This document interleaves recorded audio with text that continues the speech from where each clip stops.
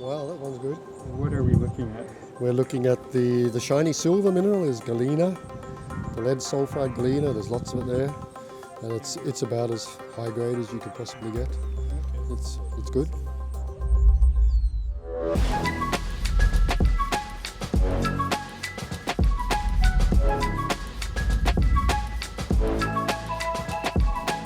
Welcome back to Sweden. We are 250 kilometers outside of Stockholm. We're standing on District Metals project, the Tomtebo project, and we're standing right next to drill hole or future drill hole 2112. Today we're going to go look into the open pit, which is just behind the trees here. We're going to talk metallurgy, and we're going to go visit the drill that is currently or just starting up here on the project. Follow along and join us for the ride.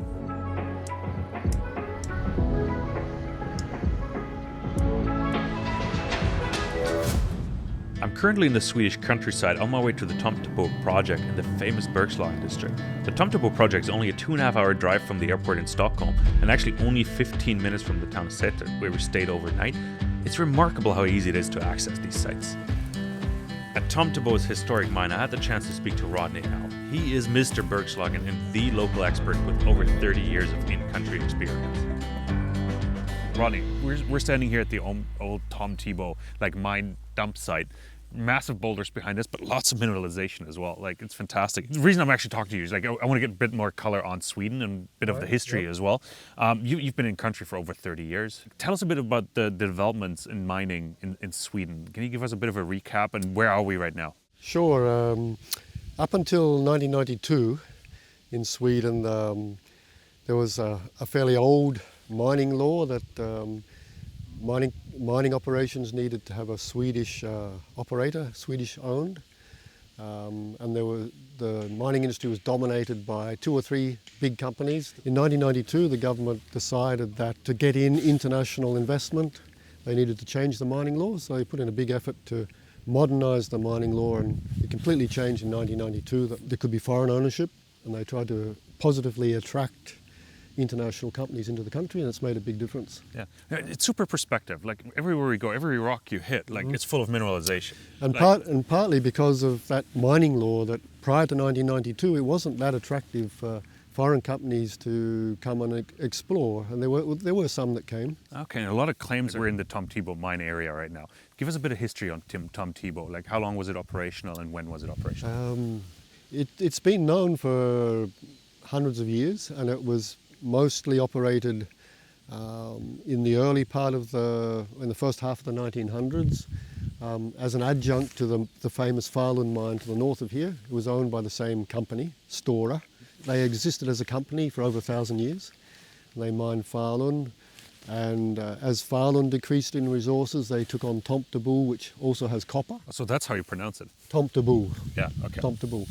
Tomte means gnome, if you like, and bu means village, so it's the gnomes village.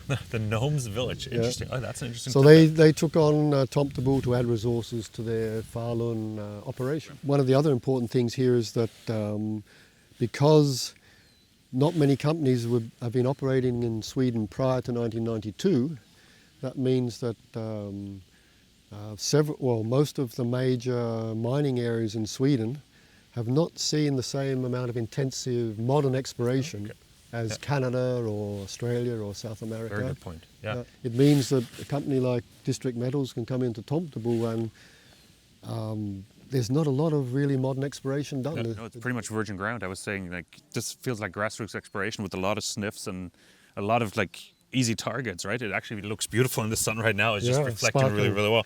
Very sparkling. Every rock we hit here is full of mineralization. So the mineralization here is, in terms of looking for massive sulfides and copper-rich stockwork systems, some of the mineralization here is as good as you can get. And I guess at the moment we just don't know how big it is. So.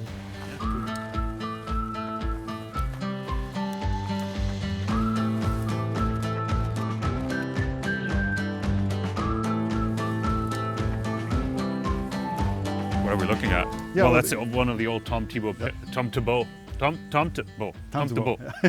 Ronnie just taught me. He's so we're standing at the old Tomtebo pit, and we can still see some veining. There's some pyrite veining right behind us, and Eric just did a fantastic job explaining to us what we're looking at, perhaps why the old timers left it behind. And it's really interesting to see as it connects with the other areas as well. talked a bit about metallurgy. Yeah, really excited to see what the drill program delivers. So this is the copper gold rich part of the system, and that zones upward to lead, zinc, silver that way.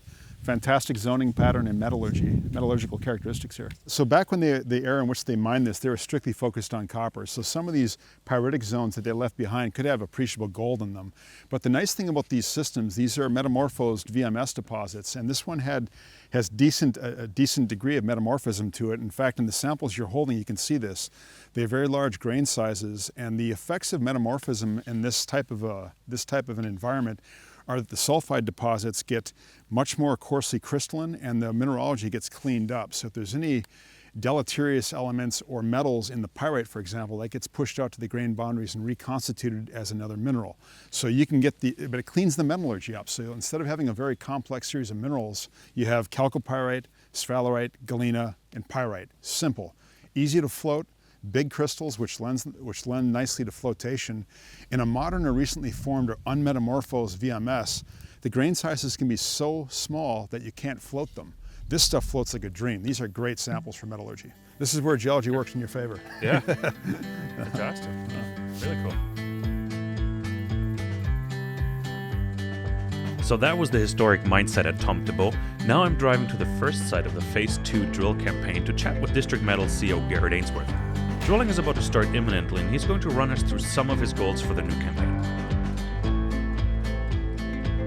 All right, I'm joined by Garrett Ainsworth. He's the president and CEO of District Metals, and we're standing here at the Northeast Gravity Target. Yeah, it's great to have you join us here and be able to host you at the Tomtebo property. Before we get started, let's talk about District first, real quick. Yeah, for sure. So, I mean, District Metals, we really entered the Bergslagen district in south central Sweden in June of 2020 through our acquisition of the Tomtebo project from EMX. One of the main things we picked out was that there's been no modern systematic work done. So we did an airborne EM survey, mag survey.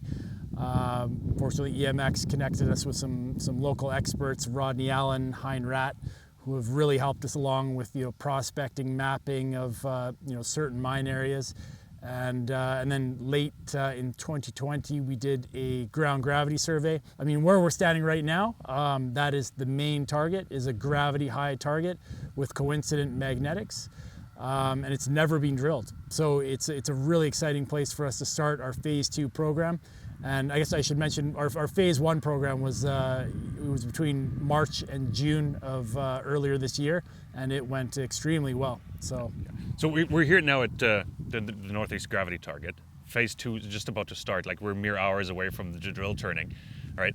So run us through the Phase 2 program. What are you planning? Like, how long is this drill rig going to be where we are? How many meters? What's the target? What makes the Phase 2 drill program so exciting is we're testing areas that have never been tested before, because we now have all of our modern, data that we've gathered over the last year and some, which again was never done historically. So where we're standing right now, we're drilling a -45. It's testing a gravity target that's about 600 meters long. It's got an exploration target of 34 million tons of high density material, which could be polymetallic sulfides, but it could also be iron sulfides. It could be a mafic unit, which are very dense, but there's also a coincident magnetic high anomaly associated with it as well. So, and the fact that we're a long trend, 1 kilometer from a known mineralized, a known historic polymetallic mine. This way, right? Just down there. I'd say, the odds are pretty good for where we're drilling right now. Yeah, and you're fully financed for the program right now. Absolutely, yeah. We've just got over $4 million in the treasury right now, and the budget for this program is about $1.7 million. Fantastic. Can't wait to see and start hearing the drill turning and see some core coming out of it at some point and see some results. Absolutely. I've been waiting to drill this target for almost a year now, so I'm very excited. Fantastic. Garrett, again, thanks for the invitation. Great catching up with you in person, and excited to see more. Good stuff. Thanks, guys. All right, Kai, where are we going to go next? Well, next we're going to go lunch. But after that, we're going to the old Tomtebo mine. We're going to look at some old mine workings and the core shack as well, where we're going to look at some drill core from Phase 1, and we'll do that.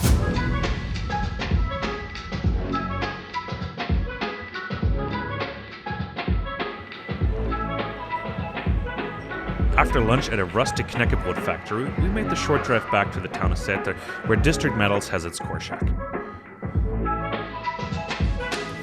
So we're back in Sater now, and we're just at the core facility of District Metals, and we're just going to go in and look at the drill core from the first phase drill program. Companies released the results over the summer. I know there's some shiny bits in there, so we're going to go take a look. It's quite galena, pyrite, and also sphalerite rich, so we're going to go take a look and discuss the results with the geos there and how happy they are about the results and whether they confirms their theory. So the holes were drilled in April, May, and the results were published over the summer. Is that correct, Eric? Yeah, this is This is the first time I've actually seen the core. I actually got to come. So this is neat to see this because a lot of the stuff you envision at the surface, you try to visualize, and then it's laid out in graphic detail here. So you see the nice bedded, sulfide mineralization there. That would be the exhalite, the top part of the system, being deposited in the seafloor. It's right there. Explain to me exactly what I'm seeing. I know I see a lot of pyrite. So, yeah, look at this piece, for example. See the darkish red, that's all the sphalerite, probably intergrown with a little bit of galena. So there's nice zinc, lead. This would be the lead zinc silver mineralization. There's a bit of pyrite in there too, but it's all interwoven with the zinc mineralization. You can see the darker reds, that's the sphalerite, and that brassy color, that's some of the iron sulfide that formed with it. But really nice zone of mineralization. On the surface, this is what you envision it would look like. Well, so you hit the target and it sort of confirms the initial theories. Yeah. It's hung together really nicely. Then you can see all the polymetallic, all those numbers up there in the lead, zinc, silver. So that's fantastic copper grades, and that's reflected. You see all the brassy color in the drill core there. But those are that's encouraging. That's very encouraging. Yeah.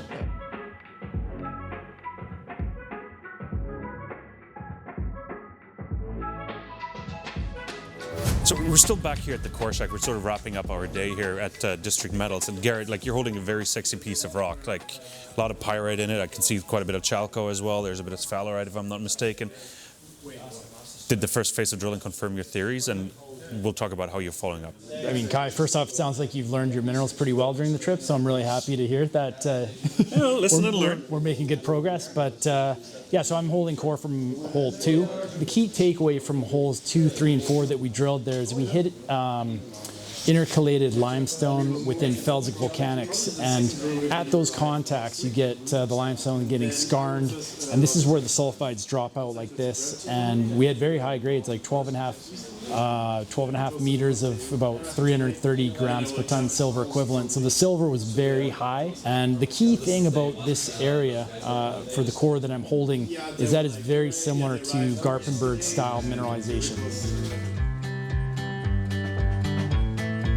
Bolin's Garpenberg project is one of Sweden's oldest mines and the world's most productive underground zinc mine. This is important because District Metals Tomtebo project shows a lot of similarity to the Garpenberg mine, only 40 kilometers away.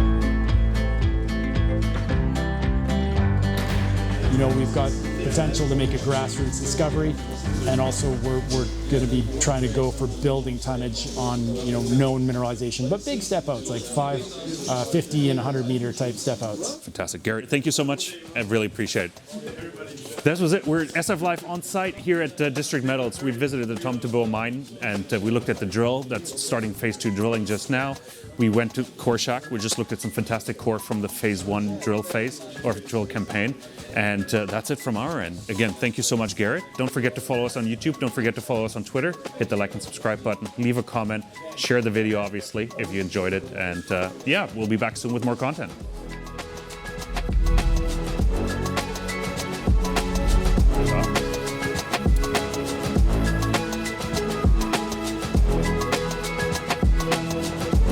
That'll look slick. Exactly.